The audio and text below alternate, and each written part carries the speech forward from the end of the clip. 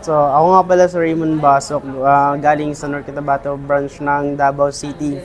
So, ang experience ko sa pag-apply sa South Korea, syempre hindi po madali kasi malayo din ako tapos dalawang bagsak din yung nakamtan ko dito pag-apply ng South Korea. Una na is exam nung LT 21, bumagsak ako sa exam.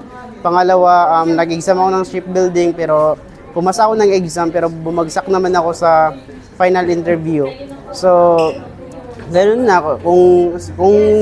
Kung mahina lang yung loob ko doon, edi sana hindi na ako nag-exam ulit. Pero mas nadapa ako, kailangan bumangon para ipagpatuloy ko yung pangarap ko. So sa mga EPS aspirant, so ang mapayo ko lang is magpatuloy lang talaga kung mabagsak man o saan man kayo nabagsak, magpatuloy lang tayo kasi kung hindi tayo magpapatuloy, hindi natin makamtan yung tagumpay ng ating ang ating tagumpay na gustong makamit sa buhay. So yan lang po at maraming salamat.